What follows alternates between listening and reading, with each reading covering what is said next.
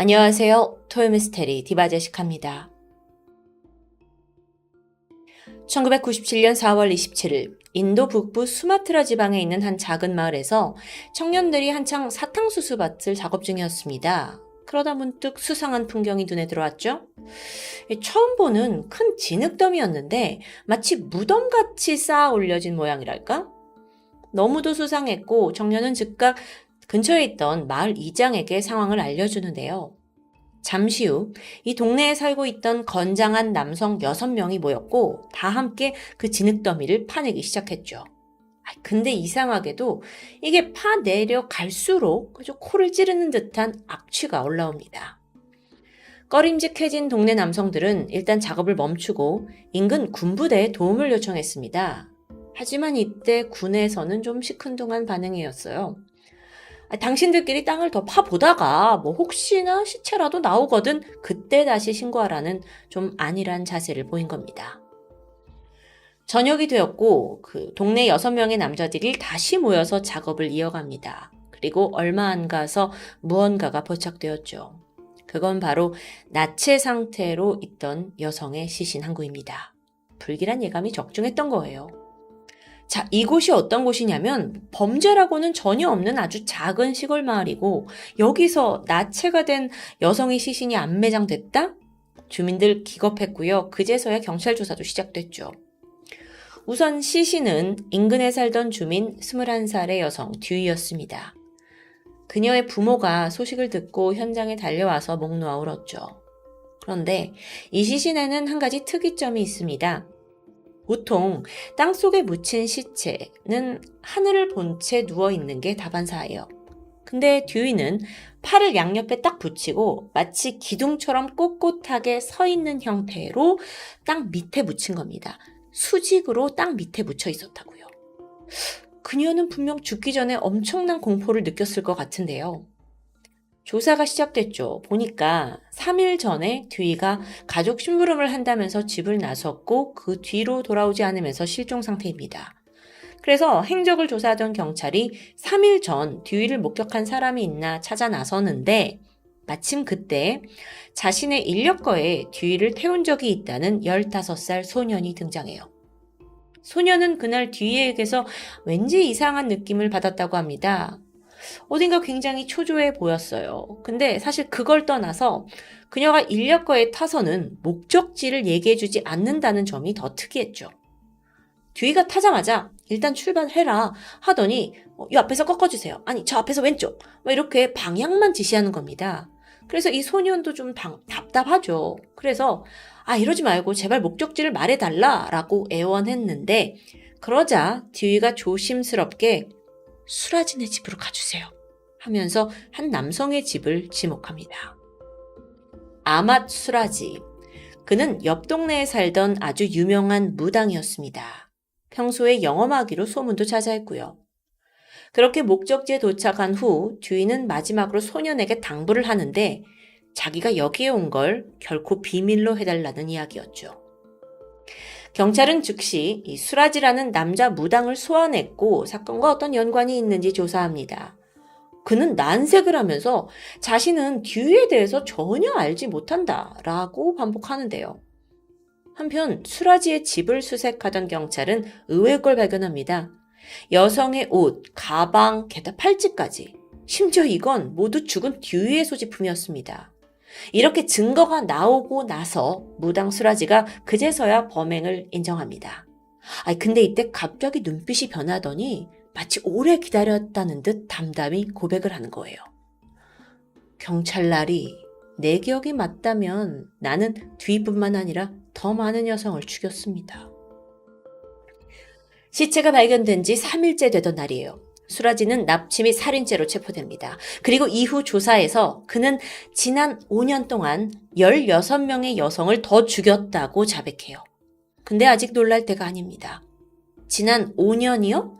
그럼 그 전에는 살인을 안 했다는 걸까요? 아니요. 이후 경찰은 계속적인 조사를 이어갔고 결국 지난 11년간 총 42명의 여성을 살해한 게 드러납니다. 42명이요. 근데 좀 이상해요. 아니, 범죄라고는 없는 이 평온한 지역에서 지금껏 그 많은 여성들이 사라졌다는 거고 또 어딘가 묻혀 있다는 건데요. 왜 여태까지 아무도 연쇄살인을 눈치채지 못했던 걸까요? 우선 그가 그 수많은 사체들을 숨긴 곳은 다름 아닌 바로 이 사탕수수 밭이었습니다. 뒤가 발견된 곳이기도 하죠. 그러니까 지금 이 사탕수수 밭에 최소 41명의 사체가 더 묻혀 있다는 건데요. 이 충격적인 사실이 다 보도가 되면서 인도네시아 경찰뿐만 아니라 군대, 정부까지 다 달려들었고요. 그날부터 대대적인 사탕수수밭 수색이 시작됩니다. 일단은 사탕수수 다 베어버렸어요. 그리고 한 곳 한 곳 파내기 시작했죠. 포크레인까지 동원을 해서 며칠간 쉬지 않고 작업을 했고 머지않아 유골이 하나둘 나오기 시작합니다. 이게 한두 곳이 아니에요. 41명의 사체를 막 발굴해야 하니까요. 정말 엄청난 양이었죠. 심지어 거기엔 아직 썩지 못한 실신들까지 계속 있었는데요. 이걸 보고 있던 마을 주민, 진짜 경악하죠. 전문가 분석 결과 모든 시신들은 다 여성이었고 나이도 11살에서 30살까지 다양합니다. 그리고 또 특이한 점이 있는데 이 시신들의 머리가 모두 한 방향이었다는 겁니다. 물론 이건 그나마 형체를 알 수 있는 시신에서 확인된 점이었죠. 자, 이들은 도대체 누구일까요? 문제가 있었습니다. 인도네시아는 굉장히 덥고 습한 날씨를 자랑하죠. 그 속에서 시신이 오랜 기간 묻혀있다 보니 대부분 굉장히 심각한 부패 상태를 보였습니다. DNA 조사도 어려웠고요. 그러다 보니 피해자들의 사망 원인이 뭔지 혹여나 성폭행의 흔적이 있는지 등등은 제대로 알아낼 수 없었는데요. 유독 여성들만 살해를 했기 때문에 경찰은 이게 성범죄와 관련이 있을 거라고 추정했지만 이에 대해 수라지는 강하게 부인합니다. 그러면서 자신이 왜 42명의 여성을 연쇄적으로 살인했는지 그 동기를 밝히는데 그게 더 충격 이상이었죠. 바로 주술의 힘을 얻기 위해서였습니다. 주술. 자, 여러분, 제가 지금부터 그 일련의 과정들을 설명드릴 텐데 다소 엽기적이고 불편한 묘사가 있을 수 있습니다. 주의하세요. 우선 아시다시피 수라지는 동네에서 유명한 무당이죠. 소위 인도네시아의 주술사입니다. 사람들은 그가 주술을 부려주면 내 삶의 결혼, 사업, 건강까지 소원을 이룰 수 있다고 믿었던 건데요. 특히 그는 여자 손님들이 많았다고 해요. 밤 늦게 혼자 은밀히 이 무당을 찾아와서 말 못할 고민을 털어놓는 거죠. 대부분이 배우자가 바람을 피는 것 같은데 이를 막기 위한 부적을 요구했던 겁니다. 피해 여성인 듀이도 그중 하나였습니다. 그날 인력거 소년이 아니었다면 사실 듀이 또한 어디로 갔는지 아무도 몰랐을 텐데요. 바로 이겁니다. 연쇄살인을 당한 피해 여성들은 대부분 은밀하게 무당 수라지의 집을 찾아왔기 때문에 그가 지난 11년간 완전 범죄를 이룰 수 있었던 겁니다. 일단 손님이 찾아오면 그는 요금을 선불로 받았습니다. 그리고 주술을 치르겠다면서 늦은 밤 사탕수수 밭으로 고객을 데려갔고 그 다음에 삽으로 땅을 깊게 파괴해요. 그리고 여성들을 그 구멍 안에 들어가도록 하는 거죠. 그러면서 이건 이 주술 의식의 일부니 안심해도 된다라는 말을 덧붙였습니다. 여성들은 손과 발이 묶인 채 구덩이로 들어갔고요. 구덩이가 막 채워져요. 이렇게 얼굴만 내놓은 상황에서요. 그러니까 그녀들도 굉장히 두렵잖아요. 하지만 원하는 바가 있고 그는 무당이기 때문에 당연히 그의 말을 따랐던 겁니다. 하지만 몇 분 후 더 이상 몸을 꼼짝달싹 할 수가 없는데 그 무방비의 순간 수라지는 여성들의 목을 졸랐습니다. 그러면서 피해자의 숨이 멎는 그 순간 입을 맞춘 뒤에 타액을 먹습니다. 타액을 먹어요. 그리고 다시 피해자를 땅속에서 꺼내고 나체로 옷을 벗긴 후에 이내 그들의 머리가 자신의 신당, 자신의 집을 향하도록 다시 땅에 묻는 겁니다. 전 정말 전 세계 많은 사건을 하지만 이런 건 처음이었는데요. 그리고 심지어 이걸 40명 이상에게나 해왔다는 거예요. 상상이 되세요? 그렇기 때문에 그녀의 얼굴들이 전부 다 수라지의 집 쪽을 향하고 있었다는 거죠. 이 기이하고 엽기적인 살인엔 분명 이유가 있었습니다. 무당이었던 수라지가 이렇게 해야만 자신이 더 강력하고 영험한 힘을 얻을 수 있다고 굳게 믿었기 때문이에요. 도대체 이런 발상은 어디서 시작이 됐는지 수라지가 말하길 과거 꿈속에 아버지가 나타나서 말했다고 합니다. 사실 그의 아버지 또한 굉장히 유명한 샤먼, 무당이었습니다. 과거 샤머니즘을 중시하던 풍속에 따라서 마을 사람들은 그의 아버지를 다 존경하고 따랐어요.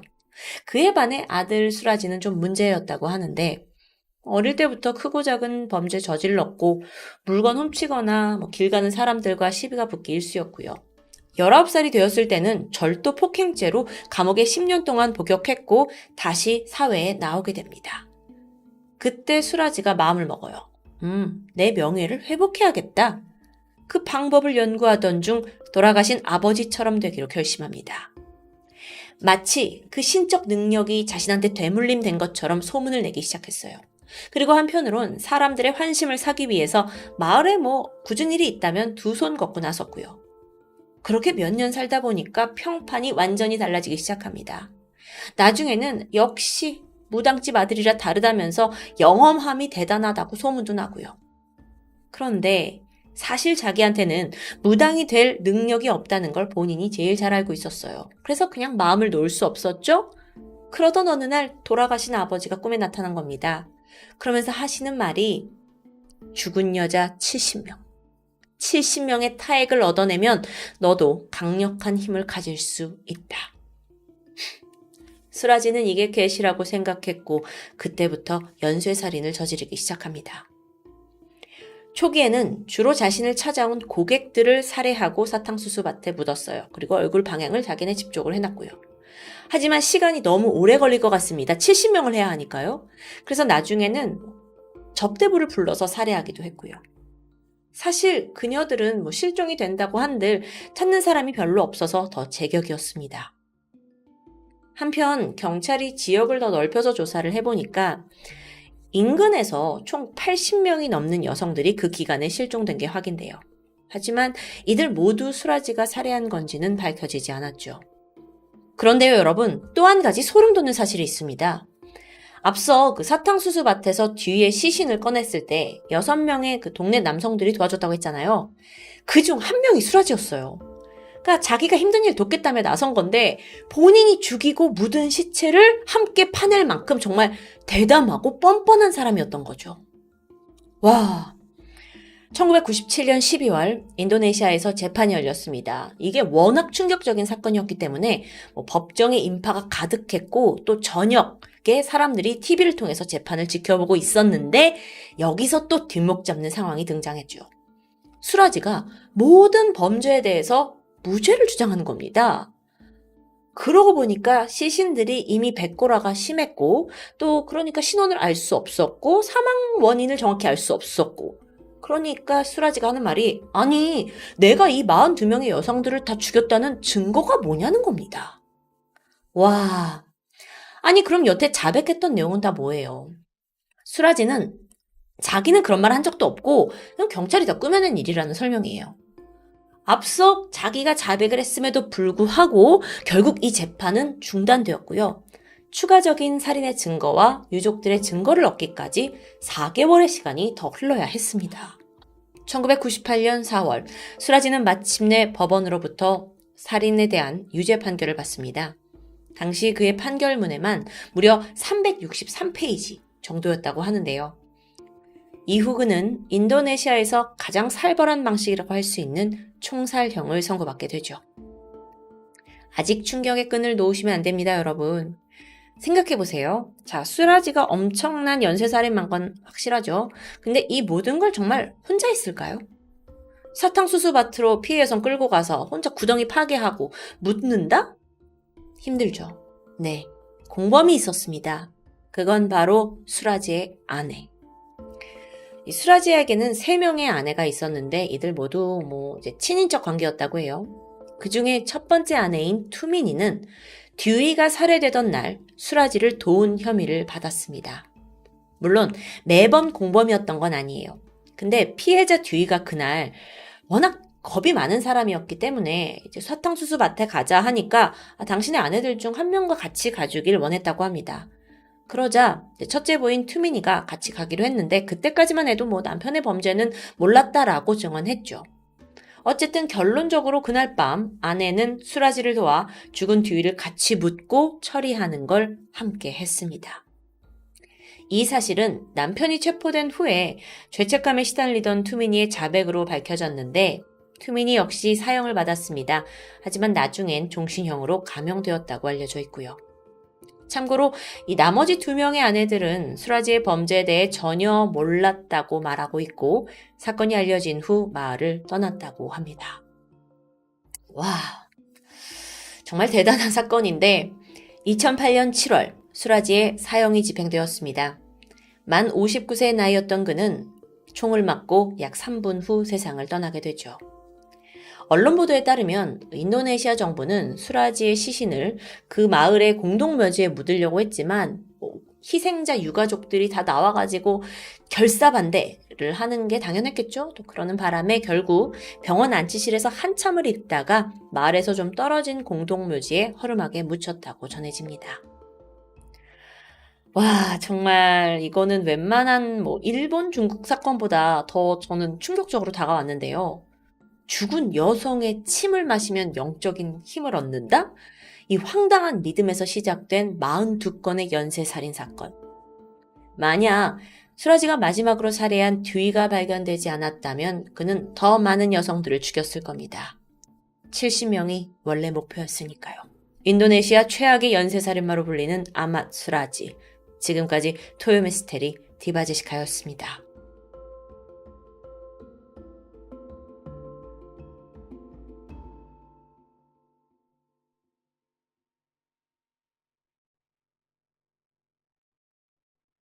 안녕하세요. 토요미스테리 디바제시카입니다. 미국 플로리다주에 살고 있던 25살 남성 드웨인 바렌타인. 그는 6살 된 아들 버바를 키우는 싱글데디였습니다. 드웨인은 어디 가도 눈에 단번에 띌 정도로 큰 덩치를 가지고 있었는데 또 그만큼 심성도 따뜻했어요. 특히나 하나뿐인 아들을 굉장히 아끼고 사랑했죠. 드웨인에게 버바는 세상의 전부였습니다. 또 엄마의 빈자리를 느끼지 않을까 늘 최선을 다했는데 그래도 사실 채워줄 수 없는 부분이 있긴 해요. 버바는 잠자리에 들 때마다 하느님 엄마를 저에게 보내주세요 라는 기도를 하더라고요. 이걸 들은 드웨인은 안타까움이 들었죠. 사실 아이를 위해서 연애나 재혼 다 피해왔었는데 오히려 이게 아이한테 상처를 준 게 아닐까 고민하게 됩니다. 그러던 2007년 6월 어린이집에 아들을 데리러 갔던 어느 날 거기서 새로운 보조 선생님을 마주칩니다. 31살의 타샤 필즈. 금발의 아름다운 여성이었어요. 또 어린이집 그 선생님 특유의 다정함으로 드웨인 부자를 맞아줬고요. 알고 보니까 그녀 또한 4살 된 딸 렉시를 키우고 있는 싱글맘이더라고요. 최근에 이 지역으로 이사를 왔대요. 아침마다 애를 데려다주고 오후에도 픽업을 가면서 드웨인과 타샤가 얼굴을 익히게 되고요. 조금씩 스몰 토크를 하면서 서로의 비슷한 처지를 알게 됩니다. 특히나 드웨인은 이 선생님이 자기 아들 버바한테 각별한 애정을 보이는 게 눈에 띄었어요. 그러니까 더 마음이 가죠. 타샤 또한 드웨인한테 관심이 있는 듯 합니다. 그런데 드웨인은 이제 아무래도 좀 여러 가지 여건 때문에 주저하고 있었는데 이때 타샤가 아주 적극적으로 다가오게 돼요. 어린이집에 있는 다른 선생님을 통해서 자신의 전화번호가 적힌 쪽지를 건네게 된 거예요. 이날 이후로 매일같이 러브레터 같은 문자를 보내왔죠. 처음 봤을 때부터 당신에게 끌렸어요. 진실한 친구이자 연인이 되고 싶어요. 이런 달콤한 말들이 한가득 쓰여 있습니다. 드웨인은 약간 어벙벙했어요. 이렇게 아름다운 여성이 자기를 좋아하는 게 꿈만 같거든요. 약간 로맨틱 영화의 주인공이 된 것 같달까? 그렇게 몇 번의 데이트가 이어졌고 결국 두 사람은 연애를 시작합니다. 그리고 아주 빠르게 서로의 삶으로 파고 들어가기 시작했죠. 서로의 아이들, 각자 다 아이들이 있잖아요. 아이들한테 따스한 보호자가 되어주었고요. 그렇게 스스럼 없이 양쪽 집을 자유롭게 드나들게 되죠. 어느덧 네가 못한 청소, 네가 못한 요리도 내가 하면서 드웨인과 아들, 또 타샤와 딸 이렇게 4사람은 거의 한 가족처럼 녹아들게 됩니다. 애들도 다 잘 따랐어요. 이렇게 사이가 깊어질수록 드웨이는 타샤에 대해 더 알고 싶잖아요. 그래서 과거에 넌 어떤 걸 하고 살았는지 이렇게 물어보게 되거든요. 근데 타샤가 아주 자랑스럽게 답을 내놓았죠. 우리 할아버지가 되게 유명한 판사야. 나? 나는 전액 장학금 받고 형사 사법학 석사를 전공했어. 굉장히 자랑을 늘어놓는 거예요. 근데 정작 그 개인적인 삶에 대해서는 좀 깊이 있게 털어놓지 않는 느낌이랄까? 대화가 좀 겉도는 듯 합니다. 뭐 그럴 수 있지. 당시 드웨이는 타샤에게 너무나 흠뻑 빠져 있었기 때문에 대수롭지 않게 생각하고 넘겨요. 오히려 이렇게 예쁘고 능력도 좋은 그녀가 나를 사랑해 준다는 것 자체가 감사했습니다. 그러던 어느 날 타샤가 결심한 듯 말합니다. 드웨인, 나랑 결혼해 줄래? 내 딸 렉시도 당신이 아빠가 되어주길 너무 원해. 와, 프로포즈를 받은 거예요. 드웨인에게는 정말 꿈 같은 일이었죠. 그렇게 두 사람이 결혼을 했고 살림을 합치게 됩니다. 근데 이때가 연애한 지 한 달 만이었어요. 예쁜 사랑을 키워가는 커플과는 반대로 이걸 좀 탐탁지 않게 바라보던 사람이 있습니다. 바로 드웨인의 엄마 리사였죠. 아들 결정이 너무 성급하다고 느껴진 거예요. 그리고 또 무엇보다 타샤를 만날 때마다 어딘가 좀 꺼림직한 기분도 들었고요. 그 문제가 뭐였냐? 좀 더 따져보면 아니 그렇게 좋은 집안에 석사까지 했다면서 왜 지금은 어린이집 보조교사를 하지? 이게 맞나 싶은 거예요. 그래서 아들한테 너 타샤가 어떤 사람인지 좀 더 알아봐라 라고 경고했지만 이미 깊게 빠진 드웨이는 전혀 그 말을 듣지 않았죠. 오히려 엄마가 너무 과민 반응한다면서 목소리를 높일 때도 있었습니다. 그렇게 5개월이라는 시간이 흘러갑니다. 이때쯤 굳건할 것 같았던 이 가정에 균열이 생기기 시작해요. 시작은 버바의 복통이었는데요. 어느 날부터 아들 버바가 설사와 함께 심각한 복통을 호소하는 겁니다. 이때 타샤가 아이 곁에 머물면서 지극정성으로 보살폈죠. 하루에도 몇 차례나 약을 먹였고요. 근데 병원에 간 건 아니거든요. 그러니까 처방약이 아니에요. 그래서 드웨인이 무슨 약이냐라고 물어봤죠. 그랬더니 타샤가 걱정 마. 나도 엄마라서 잘 알아. 이거 애들 면역에 진짜 좋은 약이야. 라고 설명합니다. 그런데 이후 버바의 증세는 점점 더 악화돼요. 결국 보다 못한 드웨인이 아들을 데리고 병원에 데려갔죠. 그리고 혹시나 하는 마음에 타샤가 먹이던 그 약도 챙겨갑니다. 잠시 후 버바를 진찰한 그 소아과 의사가 약까지 확인하고는 눈이 휘둥그레집니다. 아니, 이걸 애한테 매일 먹이셨다고요?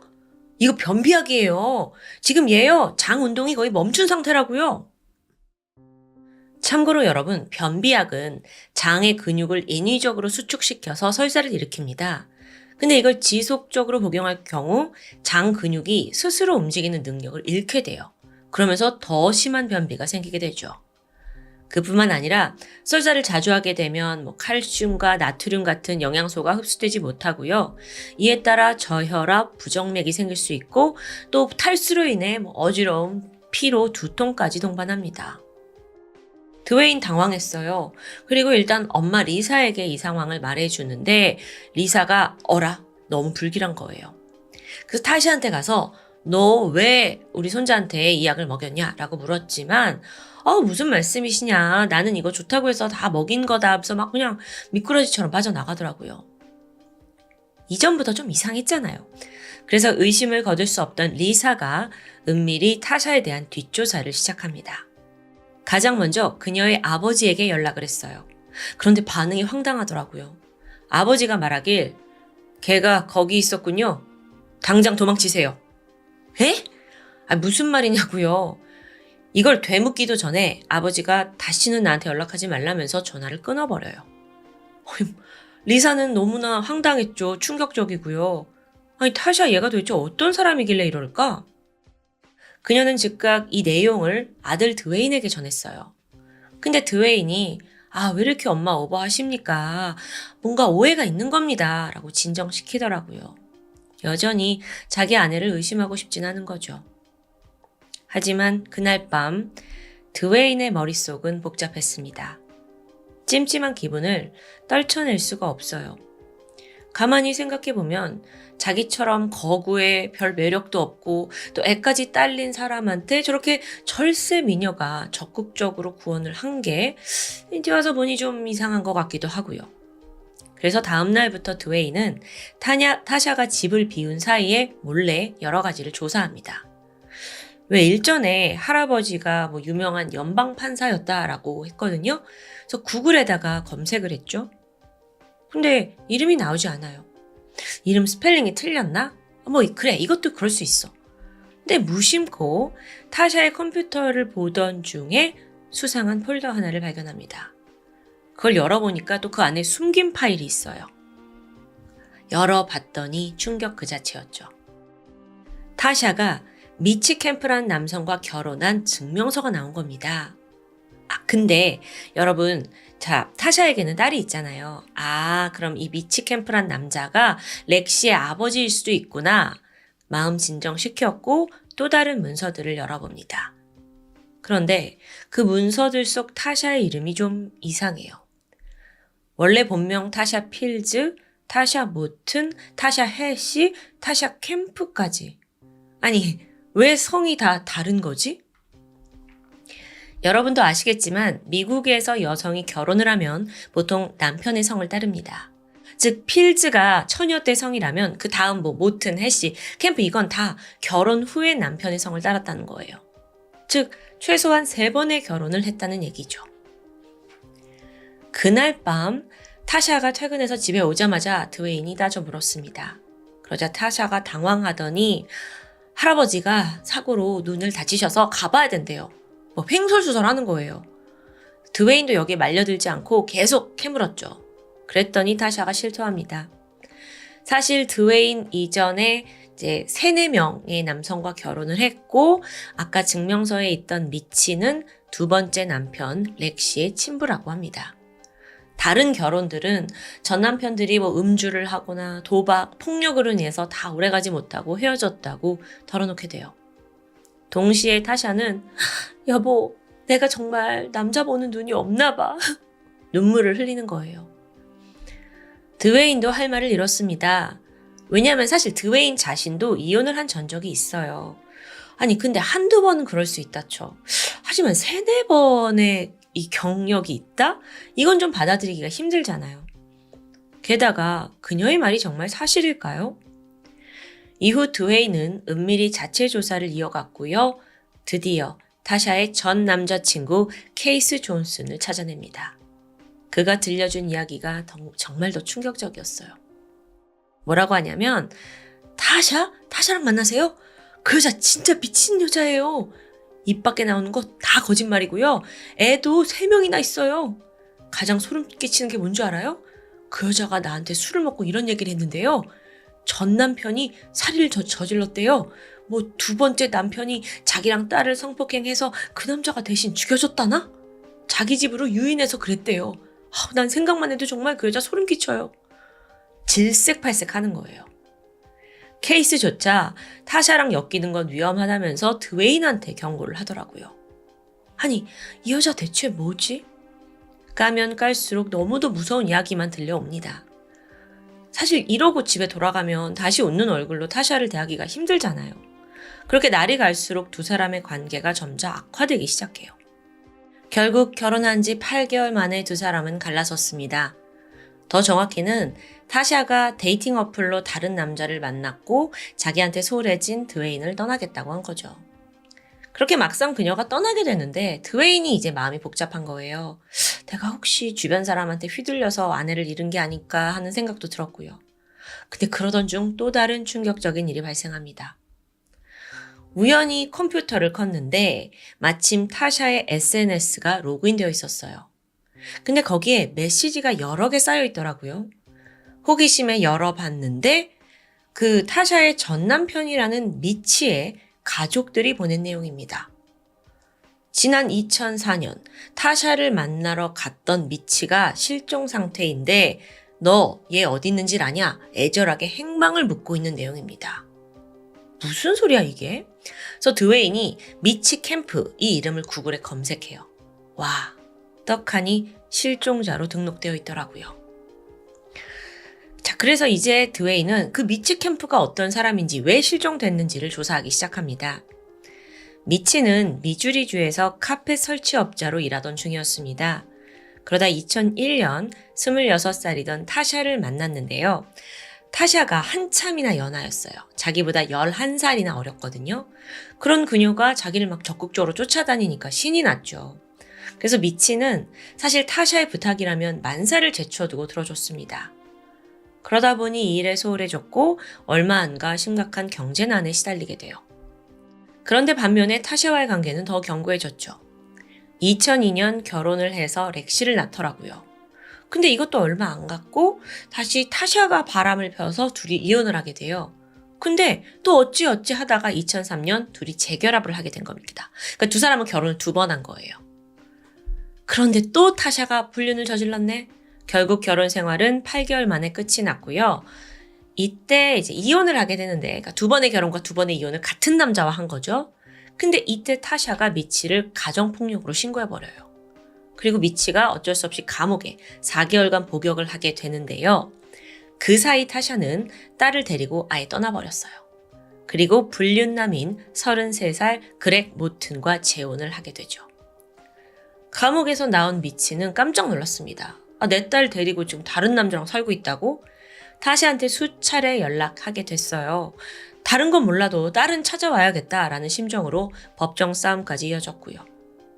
그런데 2004년 8월 24일 불현듯 미치가 가족한테는 딸 렉시를 데리고 오겠다라고 하고 집을 나섰는데 그 이후 실종된 겁니다. 그럼 미치가 어디로 갔냐?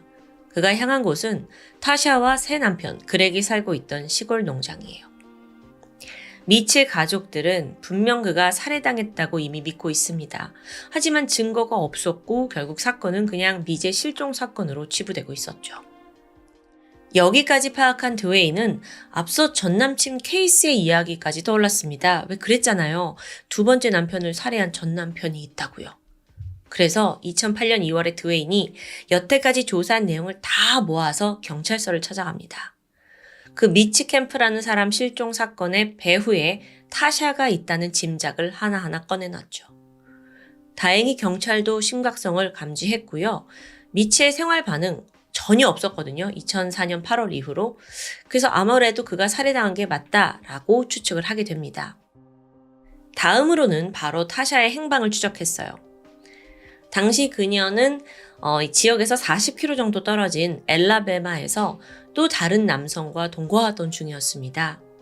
경찰이 그녀를 찾아갔고 타샤한테 여러 가지를 묻게 되는데 아주 태연하더라고요. 미치? 그래? 제 전남편들이요? 저는 이혼을 한 후에 전혀 연락을 하지 않아서 아무것도 몰라요. 이런 아주 대범함을 보였습니다. 그래서 경찰이 참고인 조사차 그녀를 조사실에 넣고 그때부터 베테랑 형사를 투입했죠. 과연 어디까지 거짓말을 할 수 있을까요? 신문은 이어집니다. 5시간, 8시간은 기본이었고 거의 40시간 이상 계속됐어요. 같은 질문 또 묻고 다른 방향으로 묻고 근데 여기에 타샤는 이랬다 저랬다 대답을 하는 거예요. 그럼 또 형사는 근데 왜 아까랑은 말이 다르세요? 그럼 타샤가 이제 당황해서 그런가요? 계속 이걸 물어보시니까 진짜 저 토할 것 같아요. 막 이러더라고요. 타샤는 여전히 빠져나갈 궁리만 한 것 같아요. 그러다 지치고 지쳤는지 입을 떼기 시작하는데요. 2004년 8월 24일 그날 맞아요. 전 렉시를 데리러 어린이집에 갔어요. 그런데 집에 돌아와 보니까 피가 흥건했습니다. 그때의 남편 그렉이 미치를 죽인 거예요. 근데 그 살해 장면은 제가 직접 본 게 아니라 무슨 일인지 몰라요. 그렉이 농장 근처에 시신을 매장했다고 했어요. 저도 신고하려고 했는데 발설하면 제 딸을 죽일까봐 전 아무 잘못 없고 억울합니다. 이렇게 진술합니다. 자, 여러분도 이게 어딘가 좀 거짓말이라는 감이 오시죠? 보면 앞서 남자친구 케이스가 타샤가 전 남편을 집으로 유인했다라는 말을 했었거든요. 앞뒤가 맞지 않아요. 근데 진실을 알기 위해선 무엇보다 미치의 시신이 필요했죠.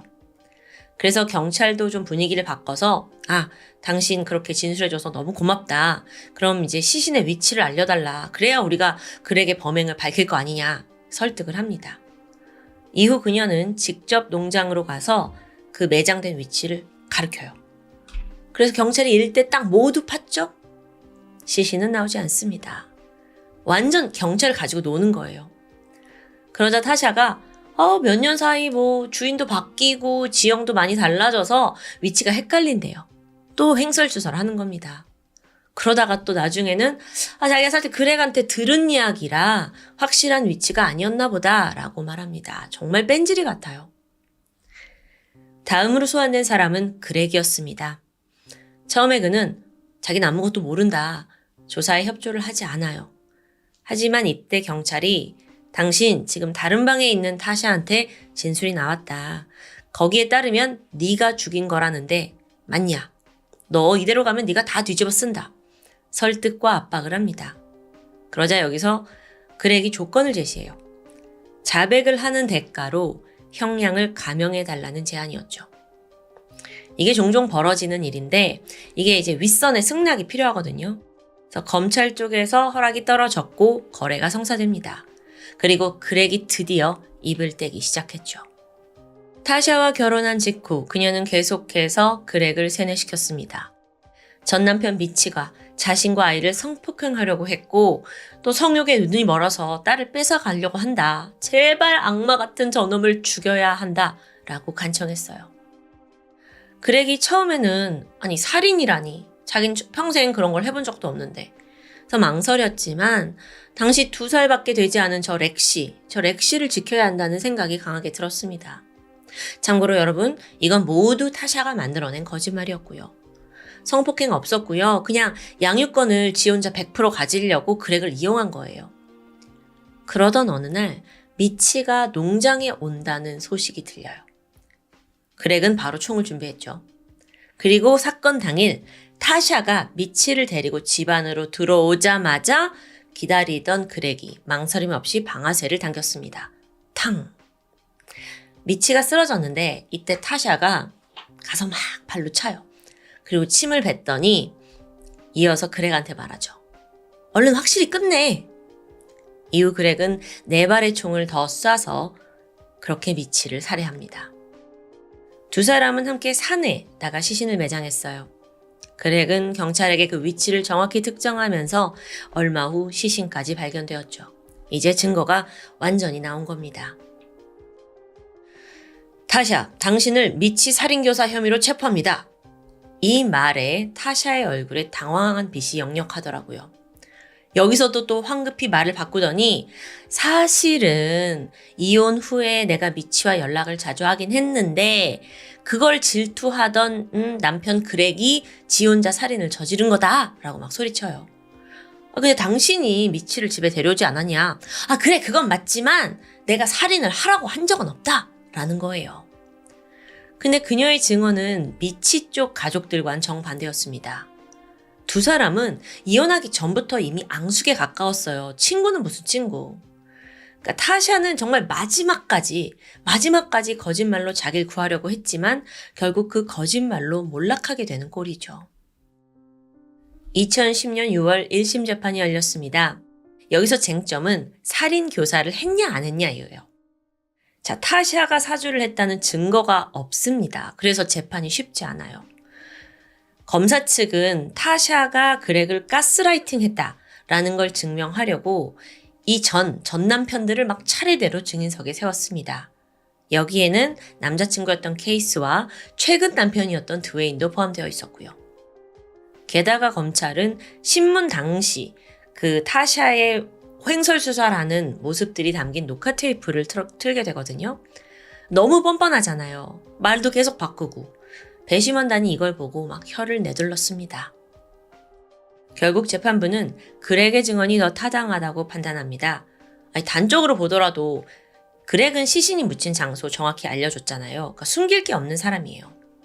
결국 타샤에게는 1급 살인 및 교사 혐의로 유죄가 확정되면서 가석방 없는 종신형이 선고됩니다. 타샤는요, 이 형량을 듣자마자 깍! 하고 비명을 질렀어요. 반면에 그렉은 형량 거래를 했잖아요. 그래서 2급 살인에 대해 징역 19년을 선고받고 2027년 58세 나이로 출소할 예정입니다. 실제로 총을 쏘고 죽인 건 그렉이지만 형량 거래도 있어서 2급 살인만 받고 19년을 받고요. 이 모든 걸 조종했다라는 게 인정된 타샤가 종신형을 받게 된 겁니다. 투옥 직후 진행된 한 언론사의 인터뷰에서 타샤는 여전히 억울하다는 입장을 고수합니다. 그러면서 그렉을 악마 같은 인간이래요. 지가 미치를 혼자 살해하고 내 인생까지 망친 사이코패스다 라고 비난합니다. 여전히 이제 자기 망상 속에 살고 있는 것 같은데 대중은 이미 알고 있죠. 더 이상 그녀의 거짓말에 속을 사람은 없습니다. 오늘 스토리를 정리해보면 타샤는 총 5번을 결혼한 겁니다. 그러니까 그녀의 성은 이제 3번이 바뀌었지만 그 와중에 한 번 더 결혼했으니까 4번이고 또 드웨인하고 또 했으니까 총 5번인 거예요. 그리고 5번의 이혼을 맞이했죠. 게다가 전 남편은 실종됐고 한 전 남편은 살인을 저질렀습니다. 이 중간에 모두 타샤가 있었어요. 여러 남성들을 조종하고 원하는 것을 얻어낸 타샤 필즈. 그녀가 빠져나올 수 없는 진짜 감옥은 끓어오르는 자기애와 억울함일지 모릅니다. 그녀가 스스로 만든 지옥 속에서 영원히 살아가길 바랍니다. 지금까지 토요미스테리 디바제시카였습니다.